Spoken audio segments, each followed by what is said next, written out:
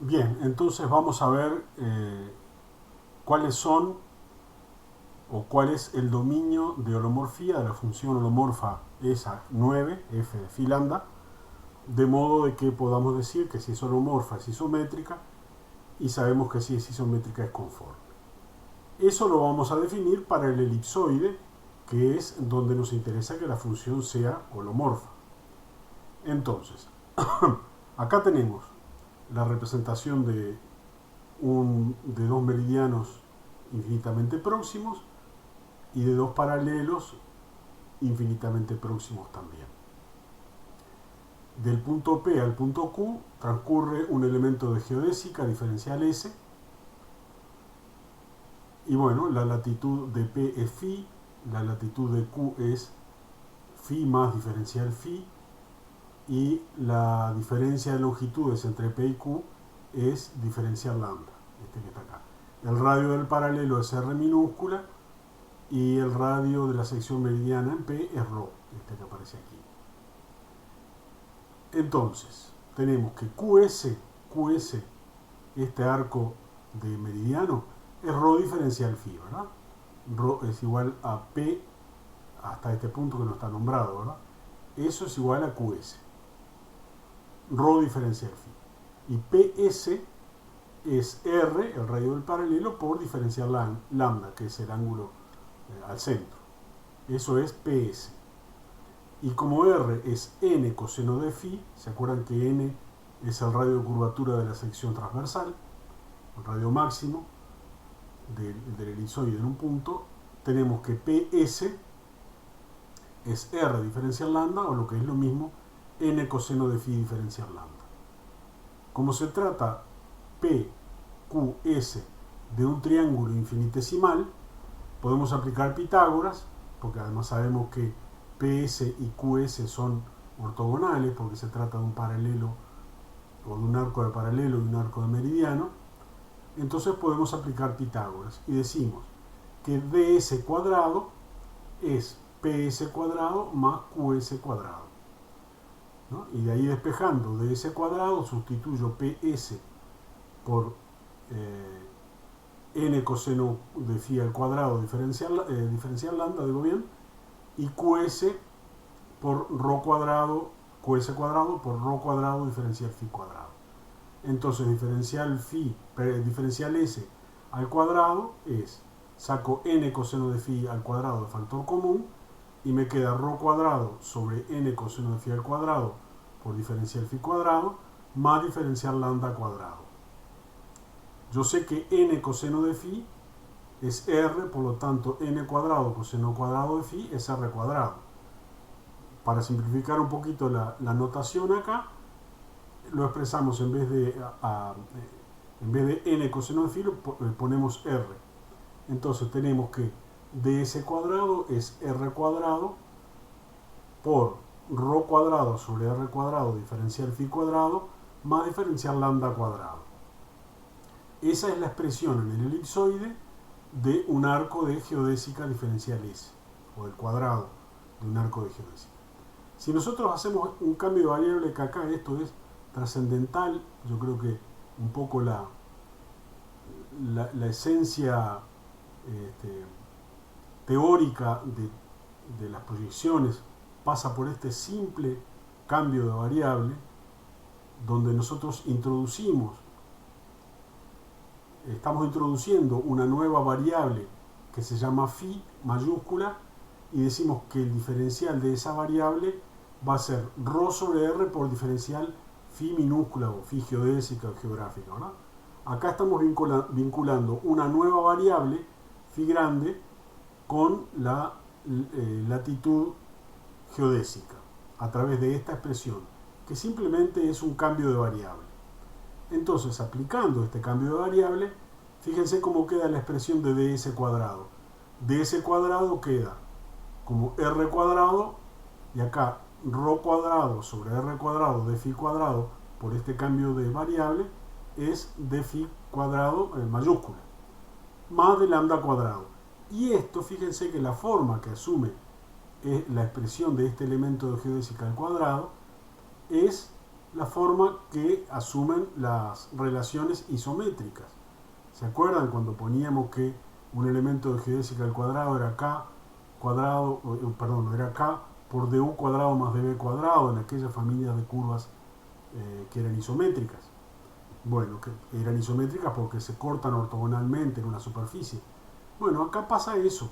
Las familias de curvas de lambda y phi mayúscula se cortan ortogonalmente en el elipsoide y uno puede expresar la longitud de un elemento de geodésica al cuadrado como una constante k, en este caso nuestra k es r cuadrado, por la suma de los cuadrados de lo que llaman los factores isométricos, ¿se acuerdan? De phi cuadrado más de lambda cuadrado. Y precisamente acá lo decimos que esta es la condición de isometría, donde r cuadrado es el factor de isometría y diferencial phi y diferencial lambda son los parámetros isométricos. Eso es lo que establece esta expresión 10, ¿no? Ahora, nos interesaría no el valor diferencial de la variable phi, sino conocer cuál es la expresión de la variable phi. Por lo tanto, integramos esta expresión acá. Y la integral de diferencial phi es phi, y es igual a la integral de ρ sobre r por diferencial phi. Y esto ya lo habíamos calculado nosotros cuando hicimos la introducción de la proyección Mercator. Esto ya lo habíamos calculado. Esta integral de 0 a phi de ρ sobre r diferencial phi, ¿se acuerdan que era el logaritmo de tangente de pi sobre 4 más phi sobre 2 menos e2 seno de phi más e4 sobre 3 factorial seno cubo de phi, etc.? La variable phi, introducida de este modo que estamos indicando acá, esta variable phi grande, es lo que se llama latitud creciente elipsoídica. También le habíamos llamado, cuando vimos la proyección Mercator, latitud creciente de Mercator. El hecho es que esta variable phi es la que junto con lambda determinan en la superficie del elipsoide una relación de isometría. Fíjense que nuestra variable no es phi, la latitud geodésica, no es la latitud geodésica, sino que es esta latitud creciente elipsoídica. La familia de estas curvas definidas por esta expresión de phi grande, que no van a ser los paralelos propiamente, se van a espaciar distinto respecto de cómo están espaciados los paralelos los paralelos geográficos o geodésicos, van a ir creciendo, se van a ir distanciando cada vez más a medida que nos acercamos hacia los polos, o lo que es lo mismo a medida que nos alejamos del ecuador. Por eso se llama latitud creciente, y lo que me asegura es que los elementos de geodésica medidos o calculados para esta nueva familia de variables, o sea, phi grande y lambda, ya no más phi chica y lambda, sino ahora phi grande y lambda, los elementos de geodésica van a ser isométricos, o sea, independientemente de la dirección en la que nosotros consideremos un elemento de geodésica, siempre van a valer lo mismo. ¿No? Van a valer lo mismo, que va a ser esto que está acá, r cuadrado por d phi cuadrado más de lambda cuadrado. Esa va a ser la expresión independientemente de la dirección o del azimut en el que yo considere ese elemento de geodésica. Por lo tanto, estas nuevas variables, phi mayúscula y lambda, establecen sobre la superficie del elipsoide una relación de isometría. Recuerden que si nosotros logramos establecer una relación de isometría, podemos decir que la relación también es de conformidad. O sea, si una función holomorfa es isométrica, es por lo tanto conforme. Y acá estamos diciendo que para el dominio de holomorfía, que es este de acá, que es el que hace que nuestra latitud sea ahora la latitud creciente elipsoídica, por lo tanto la latitud isométrica. Bueno, para ese dominio de holomorfía Nuestra función holomorfa entonces es isométrica y por lo tanto conforme. Quiere decir que hemos demostrado que la función f de phi lambda es una función conforme, que era lo que se pedía en la tercera de las condiciones. Es lo que decimos un poco acá. La variable phi se denomina latitud creciente elipsoídica, latitud isométrica o latitud creciente de Mercator, y asumiendo entonces como parámetros isométricos al diferencial phi grande y diferencial lambda, la proyección Gauss-Kruger será isométrica y por lo tanto conforme. Nosotros, en la expresión 9, recuerden la expresión 9, vamos a buscarla, acá, en esta expresión 9, cuando impusimos la primera de las condiciones, logramos calcular este valor de f de phi. Porque se acuerdan que era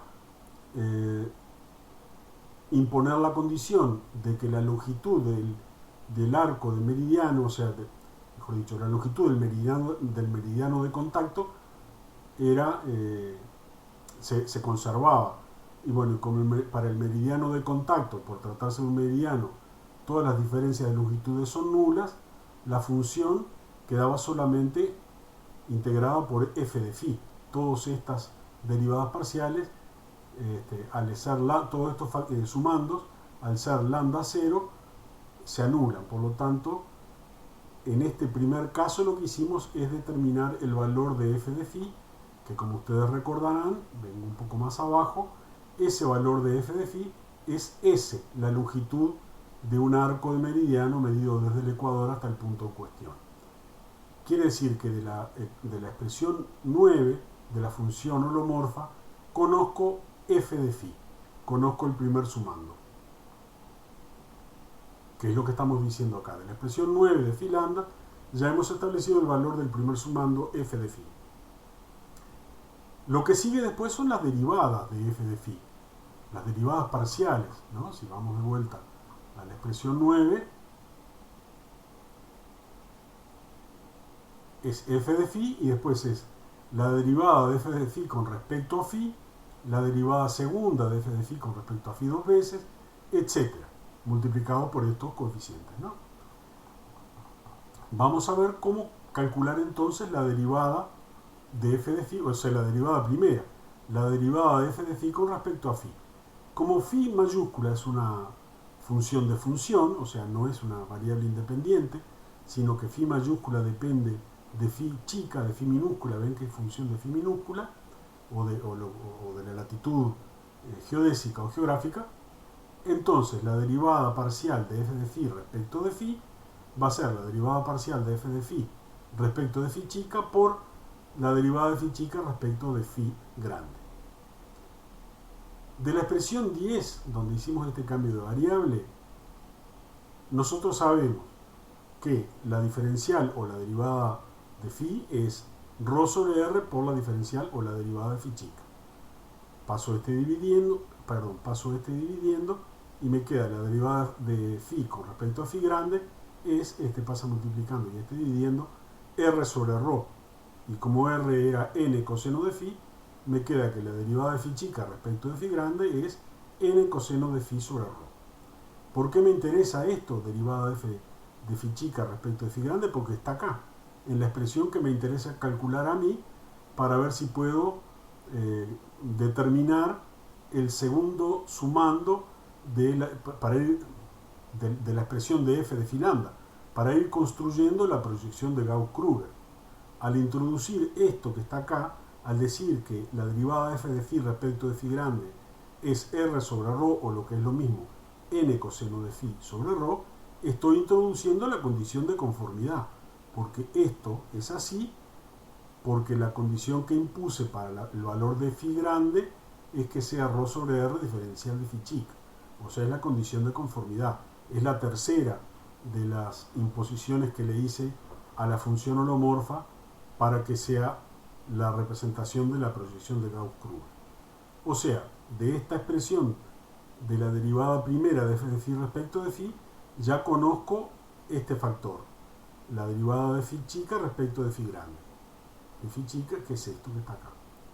Ahora, me interesa calcular la derivada de f de phi respecto de phi chica.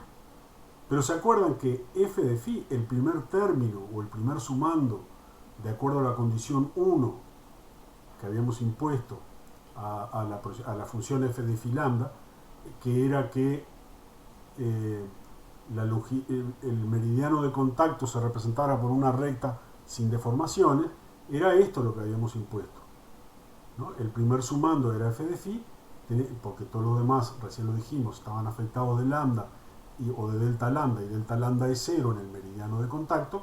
Entonces el primer sumando, f de phi, tenía que ser igual a la integral entre 0 y phi de ρ diferencial phi, que es la longitud del arco de meridiano, como ya habíamos visto. Por lo tanto, la derivada de f de phi respecto de phi, si yo derivo esto respecto de phi, me va a quedar igual a ρ, porque la derivada de la integral es la derivada de la integral de un argumento, es el argumento. Son operaciones inversas. Entonces, la derivada de f de phi respecto de phi es ρ. O sea, tengo calculado ya este factor de la expresión de la derivada de f de phi respecto de phi grande. Por lo tanto, sustituyendo allá esto y esto, me queda que la derivada de f de phi respecto de phi es ρ, que es esto de acá, esto es ρ, ¿verdad? Es esto que está acá, por la derivada de f de phi chica respecto de phi grande, que es n coseno de phi sobre ρ. Se cancelan los radios ρ, entonces me queda que la derivada de f de phi respecto de phi es n coseno de phi. ¿Se acuerdan que habíamos hablado de un corolario que no lo íbamos a demostrar porque se demostraba por inducción completa, pero que sí lo íbamos a aceptar como válido, que dice que si una función holomorfa admite una derivada, admite n derivadas? Yo les decía que eso se demostraba por la técnica de la inducción completa. Bueno, en este caso estamos viendo que la función f de phi lambda admite la derivada primera, que es esta que está acá, que es la derivada de f de phi respecto de phi. Eso es n coseno de phi. Entonces quiere decir que admite n derivadas. Esta derivada parcial de f de phi respecto de phi, ¿no? Esta derivada parcial de f de phi respecto de phi es n coseno de phi. Por lo tanto, al admitir la derivada primera, sabemos que admite la derivada segunda, la derivada tercera, etc. Acá simplemente lo que hacemos es calcular la derivada segunda, que es la derivada segunda de f de phi respecto de phi dos veces, es la derivada de la derivada primera, que es n coseno de phi, es la derivada entonces de la derivada primera respecto de phi chica por la derivada de phi chica respecto de phi grande. Esta, la derivada de phi chica respecto de phi grande, ya vimos que era ρ sobre r, que es esto que está acá. Entonces lo que tengo que hacer simplemente es calcular la derivada de n coseno de phi respecto de phi, que es esto que está acá. La derivada de n coseno de phi respecto de phi es la derivada de ¿quién? De n, que es a sobre 1 menos e cuadrado seno cuadrado de phi a la 1 medio por coseno de phi con respecto a phi. Entonces aquí lo que hago es derivar esto, y es la derivada del numerador, que es a por la derivada del coseno, que es menos seno, o sea, menos a seno de phi. Derivada del numerador es la derivada de un cociente, ¿verdad? Derivada del numerador por el denominador, que es este de acá, más, o menos, perdón, el numerador, que es a coseno de phi, por la derivada del denominador. Acá debería ser menos, pero vamos a ver que ese menos se transforma en más al sacar un menos de adentro. Entonces la derivada del denominador, que es 1 menos e cuadrado seno cuadrado de phi a la 1 medio, es 1 medio por el elemento que está elevado a la 1 medio, que es 1 menos e seno cuadrado de phi, a la 1 medio menos 1, ¿verdad? Es así como se deriva, eso me queda menos 1 medio, por la derivada de la potencia, que es 2e cuadrado menos 2e cuadrado seno de phi coseno de phi. Menos, ¿por qué? Porque la derivada de seno es menos coseno. Entonces, este menos coseno, con el menos que aparecía acá, queda como un más. O sea, derivada del numerador por el denominador, menos el numerador por derivada del denominador, dividido el denominador al cuadrado, que es 1 menos e cuadrado seno cuadrado fiel a un medio, al elevado al cuadrado, este un medio queda como un 1. Entonces, sobre 1 menos e cuadrado seno cuadrado de phi. Operando un poquito, sacando un factor común acá, y operando un poco, llegamos rápidamente a esta expresión para la derivada segunda de f de phi con respecto a phi, que es menos rho seno de phi por r sobre rho, y eso queda como n, porque se acuerdan que rho sobre r es n. Este se va con este, y el r coseno de phi me queda como n. Entonces, perdón, el r lo pongo como n seno de phi, este se fue con este y me queda menos n seno de phi coseno de phi. Eso es la derivada segunda de f de phi. Si hago la derivada tercera, que sé que existe porque al existir una derivada sé que existen todas, por lo tanto simplemente calculo la derivada tercera y me da esto, la derivada cuarta y me da esto, todo lo que sigue es técnica puramente. Entonces tengo de la expresión 9, vamos a buscarla para refrescar un poquito, de la expresión 9 tengo el primer término que es S, la longitud del arco mediano, ya calculé la derivada primera, la derivada segunda, la derivada tercera, la derivada cuarta, o sea que prácticamente estoy en condiciones de darle forma a la proyección, a la ley de la proyección. Lo único que ahora voy a trabajar un poquito con estos factores que están afectando a las derivadas parciales, que son básicamente en función del versor imaginario i y de lambda. Pero ese versor imaginario está en potencias. Entonces, volviendo a donde habíamos quedado,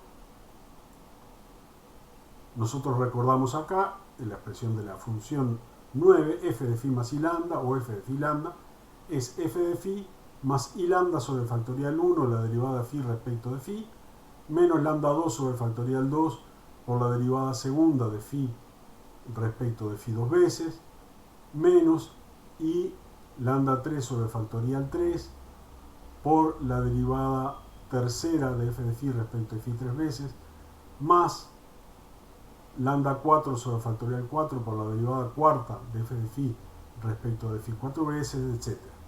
Pero recuerden ustedes que el versor imaginario i tiene estas propiedades. I cuadrado vale menos 1, i cubo vale menos i, que es menos 1 por i cuarta vale 1, ¿por qué? Porque es menos 1 por menos 1, eso vale más 1, y así sucesivamente en función de la paridad del exponente de la i. Entonces, si yo sustituyo los versores imaginarios, acá faltó el i cuadrado en esta, no me di cuenta, faltó el i cuadrado acá. Pero bueno, ya lo incorporamos más adelante. Es un error acá en el tipeo de esto. Sustituyendo entonces los valores que asume el versor imaginario o las potencias del versor imaginario,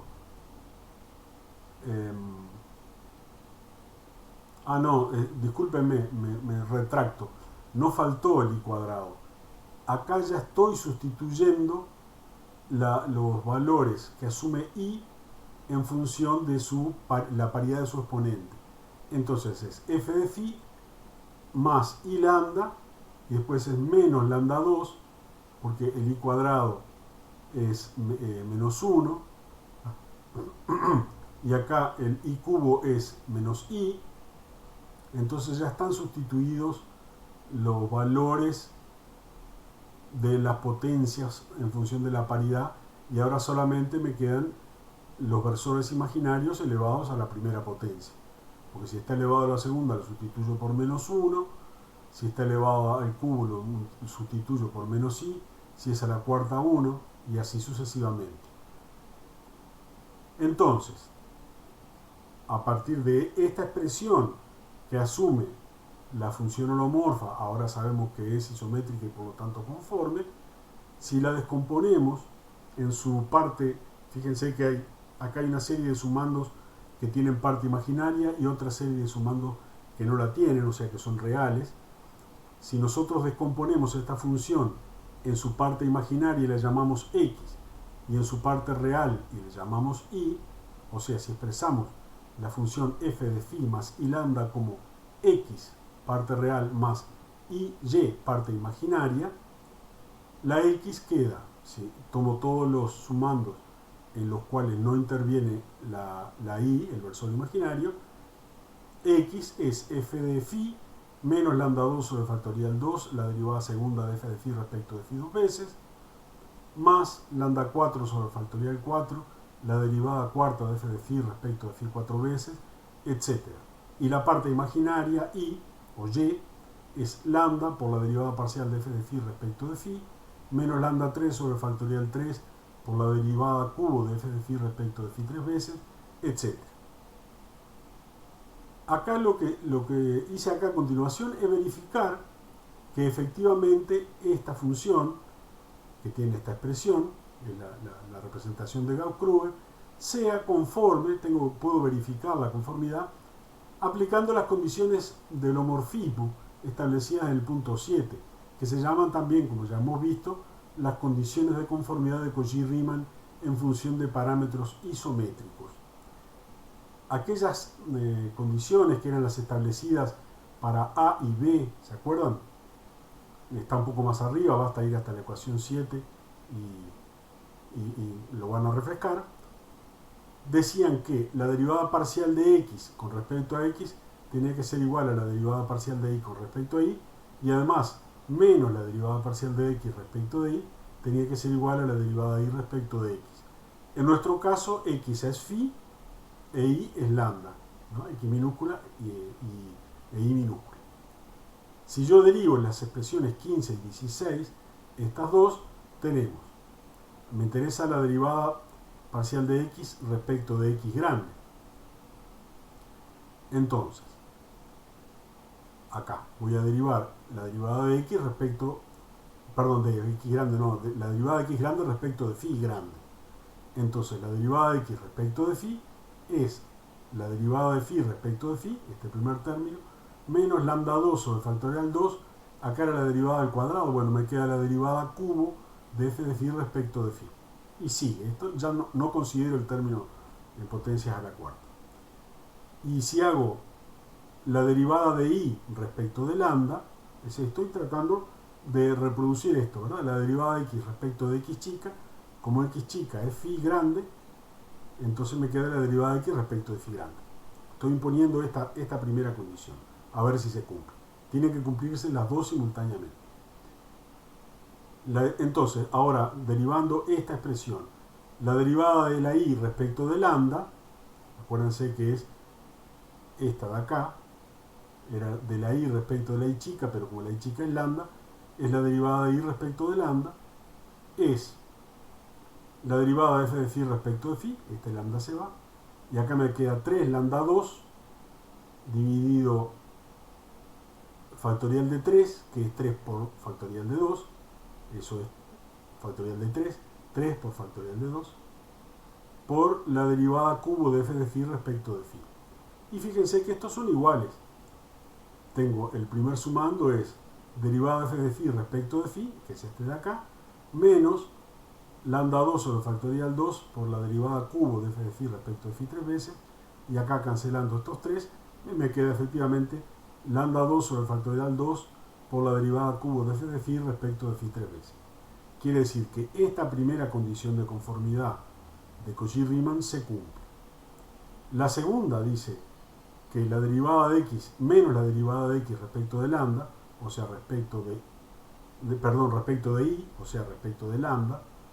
Entonces calculo la derivada de x respecto de lambda y la derivada de x respecto de lambda es 2 lambda, fíjense, es menos la derivada de x respecto de lambda, es menos, y acá es menos 2 lambda sobre factorial 2, o sea, sobre 2 por factorial 1, por la derivada segunda de f de phi respecto de phi dos veces, y acá me queda 4 lambda, 3, y abajo me queda factorial de 4, lo expreso como 4 por factorial de 3, por la derivada cuarta de f de phi respecto de phi 4 veces.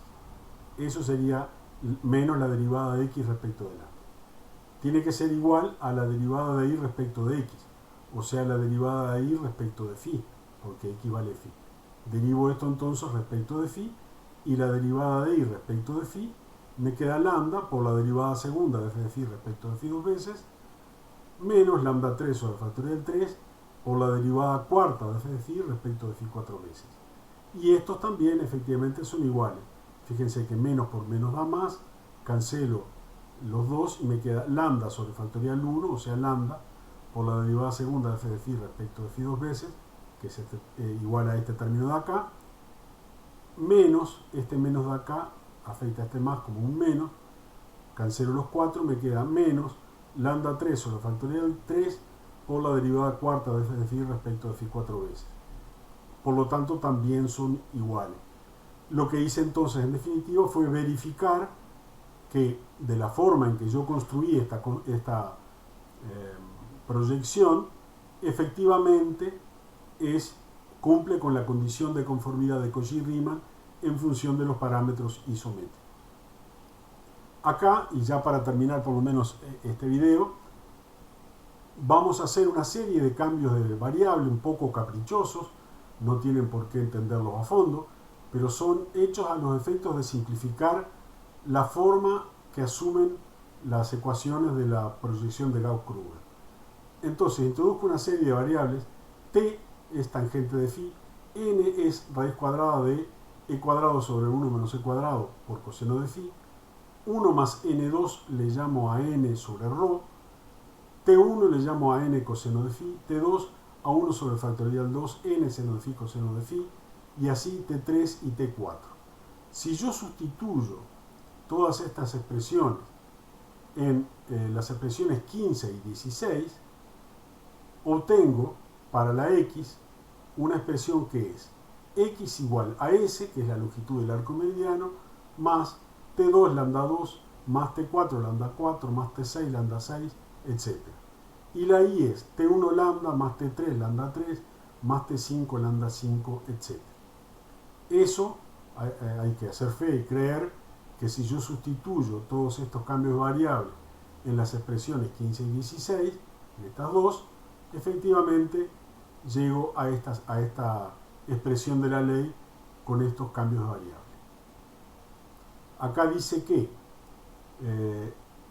yendo hasta el sexto orden en lambda, en x y hasta el quinto orden en y moviéndome solamente una amplitud de más o menos 3 grados en longitud respecto del meridiano central o meridiano de contacto, la precisión con que yo puedo obtener las coordenadas x y, la unidad va a ser en función de cuál es la unidad en que exprese yo el semieje mayor de la elipse, que representa a la Tierra. Bueno, en función de eso, la precisión va a ser de 1 sobre 10 a la 6, o sea, un millonésimo de esa unidad. O sea, si estoy trabajando en... Bueno, no importa, depende de la unidad con que tomemos la expresión de A, un millonésimo es la precisión con que obtengo las coordenadas.